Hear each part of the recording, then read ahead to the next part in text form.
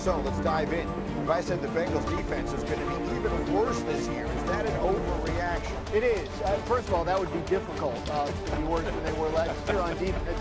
Second of all, look, Henderson is still there. I know the contract isn't done, but he hasn't been traded.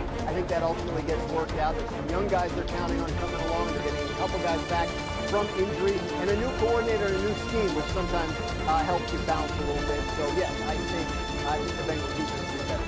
Let's go to an offense that I'm interested in. If I said Daniel Jones is going to start every game for the Colts this season, is that an overreaction? It is an overreaction. Now, look, the Anthony Richardson injury opens the door for Daniel Jones to take this job and run with it. But Daniel Jones played in the league 6 years. He's missed games due to injury in at least 4 of them. And I think, Anthony Richardson, if he can get healthy, might have an opportunity to take this job back. And if not, I think the Colts may need to go and add someone else to protect against 2 guys that have injuries. Mark doesn't even need to speak, just respond. His entire reaction, his facial reaction. Let me do 2 seconds on everybody's statement. Daniel Jones, you're all in on Daniel. Yeah, I think Danny Dimes, he doesn't have the chance on the type of year.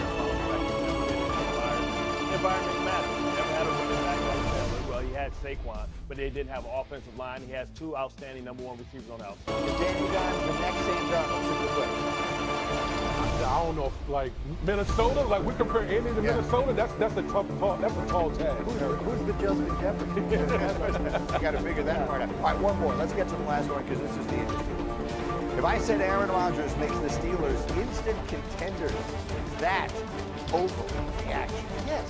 He didn't make the Jets instant contenders, not to bring up a sore subject. But yes, it's an overreaction. It's 41, going to be 42 by the end of the year. And this is not a team that was like plug-in quarterback and now you have a contender. They have question marks on the offensive line. They have one receiver who's averaged 73 catches a year in his NFL career. They have a defense that's average age of like 28, 29, probably one of the older defenses in the league. By the way, they're having the exact same problem right now with T.J. Watt that the Bengals are having with Trey Henderson, and nobody's getting on their case about it. I think Pittsburgh could be in real well. Okay, so it's an interesting little scenario here. Let's look in the world where this doesn't go well. I'm on record as saying I think it's going to go well. But if it doesn't, here's the question of the day. Who needs this more? Who needs this year to go well more? In any way you want to take this question, Mike Tomlin or Aaron Rodgers? I think it's Mike Tomlin. Mike Tomlin playoff game. And it gets stale. You talk about the Pittsburgh Steelers, you think about Bill Powell being there for 15 seasons, touching over 3. He's been there 18. Sometimes you just need a change. It could be good for both sides if this season doesn't go well. The Kenny Pickett thing is what comes back to offense. Trying to replace a Hall of Fame quarterback is tough to do. Who needs this more, Tomlin or Rodgers? Tomlin, listen, I'm not sitting here and going to expect a 41 that's going to be a 42-year quarterback in the season. So all of a sudden, put this Pittsburgh Steelers team on his back and get them to the level of the Kansas City, the Buffalo, the Baltimores. No, I'm going to the guy that has raved about, talk about the standard is the standard. What in the world is the standard in Pittsburgh right now? Because the game goes not winning playoff games. That's what we're at with the Pittsburgh Steelers right now. They haven't won a playoff game since, 2016. That's a long time for a storied franchise like the Pittsburgh Steelers. What do you think, Dan? I think Tomlin, Tomlin's not like on the hot seat, right? It's because they don't fire coaches. Now, if they get to a point with Tomlin at some point, whether it's next offseason or sometime in the future where it's time to go their separate ways, I think, he probably has some say in that as well. But, to your point, what are the Pittsburgh Steelers under Mike Tomlin? They are a team that wins at least as many games every year as its talent dictates it should. He gets the most out of the rosters he has. Now, they haven't had postseason success, so you can make the question becomes, are they good enough? Like the team in the playoffs last year had no business beating the Buffalo Bills in the first round. That was a mismatch. So, are they going to be good enough roster-wise for a Mike Tomlin coach team to get the most out of an already good roster versus getting something good out of a mediocre roster, which I think is what he's been doing the last few years? See, it's an interesting question to me because I think for both people involved, their legacies are relatively secure. Right? Tomlin, no one is going to say Tomlin. The local fans are a little weary or restless when it comes to Tomlin, but generally speaking, he's extremely high regarded. That won't change. Rodgers is a first ballot Hall of Famer. That won't change. But as far as what I think the immediacy of this all is, everything was on Rodgers' plate with the Jets. When that didn't go well, even the things that weren't his fault got blamed on him. I think now it's the opposite.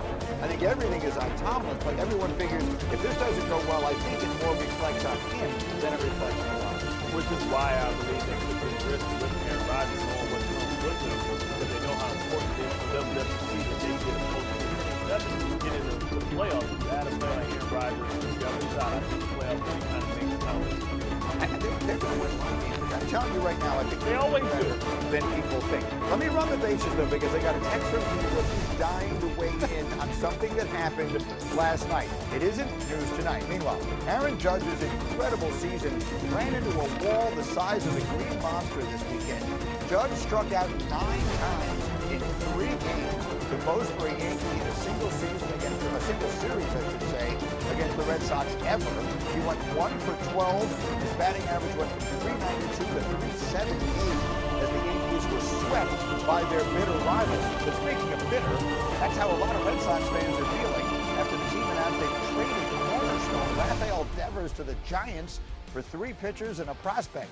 San Francisco takes on more than $250 million on Devers' contract, which runs through 2033. And I got a text from Dean Wood last night saying, Negrini, damn it, I need to weigh in on the Devers trade. Go. Bro, like literally, we just swept the Yankees, right? I'm talking crazy smack to my 13-year-old son because he's a huge Yankees fan. I'm giving him the business, all this. We win 5 straight. 5. We swept the Yankees. Then all of a sudden, Jeff Passan, I'm going to have to talk to you, my brother, because I don't like this type of news being dropped. My man never gets dealt like that. Like, Boston is acting like the Tampa Bay Rays, like we're a small market team. How could you do? I don't know what the hell we are doing in Boston right now. This feels like Mookie Betts all over again, trading away a young superstar like this. Listen, I know he didn't want to play first base, but guess what? There's a lot of organizations that deal with, disgruntled superstars. Guess what? Find a way to deal with it. I mean, bruh, like I can literally walk up the step right now because I'm still. My favorite part is that he's blaming Jeff Passan. Yeah. It's a little scary. That damn Jeff Passan goes and reports. I've traded away. He was the guy coming up. Back to the hoop. The East may be wide open, but it's the Knicks still nosing